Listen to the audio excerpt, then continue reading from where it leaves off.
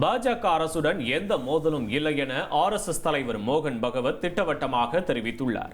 டெல்லி விஞ்ஞான் பவனில் ஆர்எஸ்எஸ் அமைப்பின் 100 விழா நடைபெற்றது.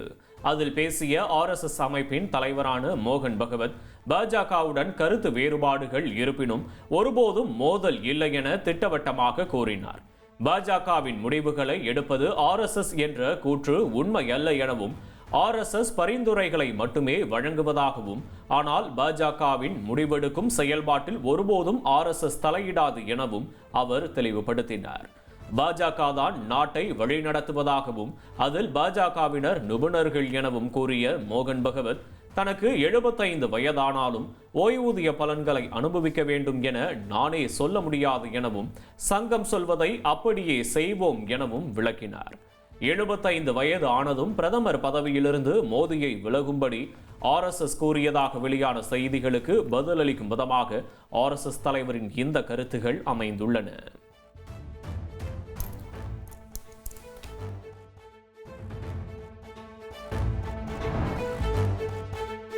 தமிழகத்தில் உள்ள பெரிய கோவில்களை பராமரிப்பது, பக்தர்களுக்கு வசதிகள் ஏற்படுத்துவதற்காக தேவஸ்தானங்களை அமைப்பது குறித்து யோசிக்க வேண்டிய தருணம் இது என இந்து சமய அறநிலையத்துறைக்கு சென்னை உயர்நீதிமன்றம் அறிவுறுத்தியுள்ளது. திருவண்ணாமலை அருணாச்சலேஸ்வரர் கோயிலின் கோபுரம் முன்பு வணிக வளாகம் கட்ட எதிர்ப்பு எழுந்த நிலையில் வணிக வளாகம் கட்டும் பணிகள் மேற்கொள்ளப்பட போவதில்லை என அறநிலையத்துறை ஏற்கனவே உத்தரவாதம் அளித்திருந்தது. இந்த நிலையில் இந்த வழக்குகள் நீதிபதிகள் சுரேஷ்குமார் மற்றும் சவுந்தர் அடங்கிய சிறப்பு அமர்வில் விசாரணைக்கு வந்தபோது ராஜகோபுரம் முன் பக்தர்களுக்கு வசதிகளை ஏற்படுத்துவது குறித்த மாற்று திட்டம் சம்பந்தமாக அறிக்கை தாக்கல் செய்ய இந்து அறநிலையத்துறை அவகாசம் கேட்டிருந்தது. இதை ஏற்று 2 வாரங்கள் அவகாசம் வழங்கிய நீதிபதிகள், கோயிலுக்கு அருகில் கோயில் நிலமாக இருந்தாலும் சரி, அரசு புறம்போக்கு நிலமாக இருந்தாலும் சரி, எந்த கட்டுமானங்களும் மேற்கொள்ள அனுமதிக்க முடியாது என திட்டவட்டமாக மறுத்துவிட்டனர். மேலும் தமிழகத்தில் உள்ள பெரிய கோயில்களை பராமரிக்க தேவஸ்தானங்களை அமைப்பது குறித்து யோசிக்க வேண்டிய தருணம் இது என இந்து சமய அறநிலையத்துறைக்கு அறிவுறுத்திய நீதிபதிகள், திருப்பதி கோயில் பராமரிப்பை உதாரணமாக சுட்டிக்காட்டி வழக்கு விசாரணை செப்டம்பர் 7ஆம் தேதிக்கு தள்ளி வைத்தனர். டைமண்ட் லீக் ஜாவலின் த்ரோ இறுதிப் போட்டியில் நீரஜ் சோப்ரா 2வது இடத்தை பிடித்தார். 3, 4, 5 ஆகிய சுற்றுகளில் தடுமாறிய நீரஜ் சோப்ரா இறுதியான 6வது சுற்றில் 85.1 மீட்டர் தூரத்திற்கு ஈட்டி எறிந்து 2வது இடத்தை பிடித்து சாதனை புரிந்துள்ளார். ஜெர்மனியின் ஜூலியன் விபர் 91.51 மீட்டர் தூரத்திற்கு ஈட்டி எறிந்து முதல் இடத்தை பிடித்தார். இதேபோல ட்ரினிடாட் மற்றும் டொபாகோ தீவுகளின் கேஷோன் வால்காட் 84.95 மீட்டர் தூரம் ஈட்டி எறிந்து 3வது இடத்தை பிடித்துள்ளார். ரீல்ஸால் பிரபலமடைந்த விருதுநகர் மாவட்டம் கூமாப்பட்டி பிளவக்கல் அணையில் பூங்கா மேம்பாட்டுக்காக 10 கோடி ரூபாய் ஒதுக்கீடு செய்து தமிழக அரசு அறிவிக்கை வெளியிட்டுள்ளது. கூமாப்பட்டியின் இயற்கை அழகை வர்ணித்து இளைஞர் ஒருவர் சமூக வலைதளத்தில் வெளியிட்ட வீடியோ அனைவரது கவனத்தையும் ஈர்த்தது. தமிழ்நாட்டில எங்க ஊரு கூமாப்பட்டி மாதிரி எங்கேயுமே கிடையாது, உலகத்திலே கிடையாது. ஊரை பாருங்க, இந்த மாதிரி ஊர் எங்கேயுமே உண்டா தமிழ்நாட்டுல? எங்க தனி ஐலாண்டுங்க. எங்க ஊர்ல நீங்க குளிக்க வந்தேன்னு வச்சுக்கோங்க, ஏங்க உங்களுக்கு லவ் ஃபெயிலியரா? கூமாப்பட்டி வாங்க, லவ் சக்சஸ். ஏங்க எங்க ஊர்ல குளிச்சாலுங்க ஒரு புண்ணியம்ங்க. காசி, ராமேஸ்வரம், குற்றாலம் எத்தனையோ ஊர் போயிருக்கீங்க. எங்க ஊரு கூமாப்பட்டிக்கு வந்திருக்கீங்களா? எங்க ஊரு கூமாப்பட்டி மாதிரி ஒரு தனி ஐலாண்டு எங்கேயுமே கிடையாது. அங்க பாருங்க காஷ்மீர் மாதிரி இருக்கா, இங்கிட்டு பாருங்க கர்நாடகா மாதிரி இருக்கா, அங்கிட்டு பாருங்க அதுதாங்க கூமாப்பட்டி. எங்க வாழ்க்கை தனி வாழ்க்கை. என்னடா மிரட்டி விட்டுருவான். இதையடுத்து ஏராளமானோர் கூமாப்பட்டியை நோக்கி படையெடுத்தனர். ஆனால் அங்கு எதிர்பார்த்த அளவுக்கு சுற்றுலா கட்டமைப்பு இல்லாததால் அனைவரும் ஏமாற்றம் அடைந்தனர். எங்க ஊரை பாருங்க, எங்க ஊர் தண்ணிய பாருங்க.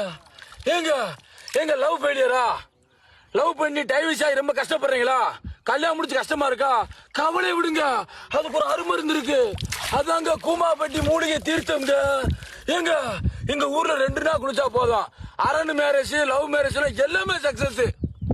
எங்க வாழ்க்கையில எவ்வளவு பெரிய டப்ரேஷனா இருந்தாலும் சரி, எவ்வளவு ஒரு கஷ்டமா இருந்தாலும் சரிங்க, கூமாப்பட்டி ஐலாண்டுக்கு வாங்க. ஐயோ எங்க தனி ஐலாண்டுங்க கூமாப்பட்டி. ஐ லவ் யூங்க teacher. I love you teacher. இது தொடர்பாக பேசிய கூமாப்பட்டி இளைஞர் தனது ஊர் சுற்றுலா தலமாவதற்கான அனைத்து வளத்தையும் பெற்றிருப்பதாகவும் அதை வெளி உலகுக்கு கொண்டு வரவே தொடர்ச்சியாக வீடியோ வெளியிட்டதாகவும் விளக்கமளித்தார். உலகத்திலே நம்ம என்ன நினைக்கிறோம், பெரும்பாலும் எங்க வரோம், குற்றாலம் ஊட்டி தானே போறோம். அதுக்கு நிகர அந்த கூமாப்பட்டி இருக்கு. இவ்வளவு சுற்றுலா தலத்துக்கு அத்தனை தகுதியும் தரமாயமா இருக்கும்போது நம்ம எதுக்கு இந்த ஊரை இது பண்ணாலும் ட்ரெண்டாம இருக்கோம்?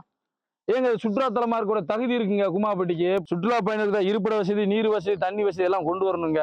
எனக்கு தனிப்பட்ட விருப்பங்க. ஏன் ஊர் என்னோட அடையாளம். இந்த நிலையில் பிளவக்கல் பெரியார் அணை பூங்காவை மேம்படுத்தவும் சாலை வசதியை ஏற்படுத்தவும் 10 கோடி ரூபாய் ஒதுக்கீடு செய்வதாக தமிழக அரசு அறிவித்துள்ளது.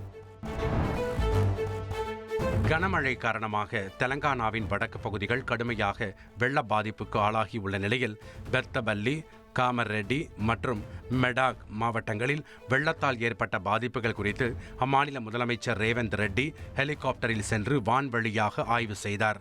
முன்னதாக வெள்ள சேதம் குறித்த ஆய்வுக் கூட்டத்தை நடத்துவதற்காக காமரெட்டியில் ஹெலிகாப்டர் தரையிறங்க திட்டமிடப்பட்டிருந்த நிலையில் மோசமான வானிலை காரணமாக மெடாக் மாவட்டத்தில் அவரது ஹெலிகாப்டர் தரையிறக்கப்பட்டது. தெலங்கானாவின் ராஜன்னா சிர்சில்லா மாவட்டத்தின் நர்மல் கிராமத்தில் வெள்ளத்தில் சிக்கி தவித்த மக்கள் இந்திய ராணுவ ஹெலிகாப்டர் மூலம் பாதுகாப்பாக மீட்கப்பட்ட காட்சிகள் வெளியாகியுள்ளன.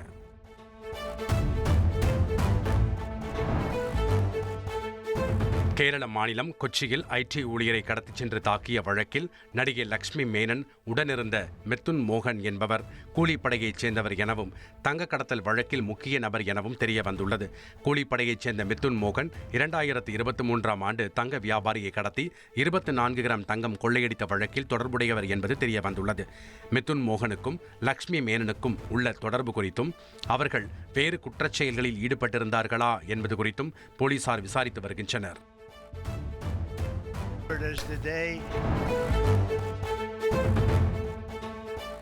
மேற்கு வங்கத்தில் அமெரிக்க அதிபர் டிரம்ப் இந்தியாவின் மீது விதித்த 50% வரியை எதிர்த்து அமெரிக்க பொருட்களை புறக்கணிப்பதாக அறிவித்த மக்கள் அமெரிக்காவிலிருந்து இறக்குமதி செய்த பொருட்களை எரித்து போராட்டத்தில் ஈடுபட்டதால் பரபரப்பு ஏற்பட்டது.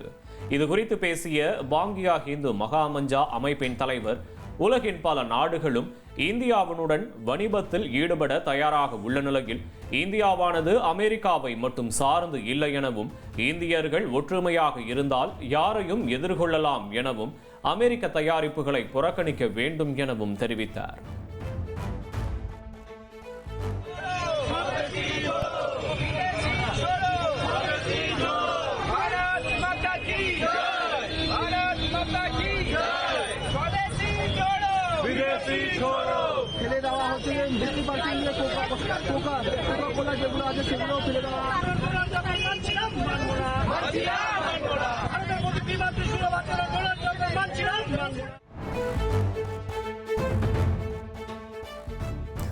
மும்பையின் விநாயகர் சதுர்த்தி கொண்டாட்டங்களில் புகழ்பெற்ற லால் பாக்ஸா ராஜா விநாயகருக்கு நடக்கும் ஆரத்தி வழிபாடு களை கட்டியது.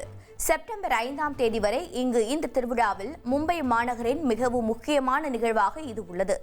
காலை, மதியம், மாலை, இரவு என 4 வேளைகளில் இந்த விநாயகருக்கு நடக்கும் ஆரத்தி வழிபாடு மிகவும் சிறப்பு வாய்ந்தது.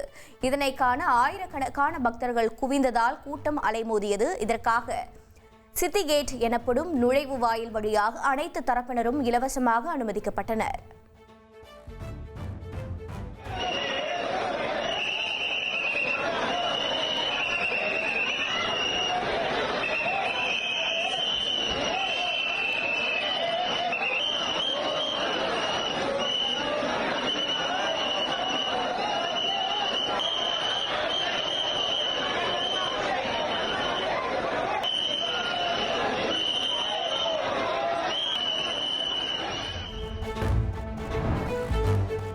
காசா நகரை இஸ்ரேல் தொடர்ந்து தாக்கி வருவதால் காசா எல்லையில் இஸ்ரேலிய படைகள் குவிக்கப்பட்டுள்ளன. காசா நகரத்தின் கட்டுப்பாட்டை கைப்பற்றும் திட்டத்திற்கு இஸ்ரேல் இந்த மாதம் ஒப்புதல் அளித்திருந்த நிலையில் தற்போது விமானங்கள் மற்றும் பீரங்கிகளை கொண்டு காசா நகரின் கிழக்கு மற்றும் வடக்கு புறநகர் பகுதிகளில் இஸ்ரேல் தாக்குதல் நடத்தியுள்ளது.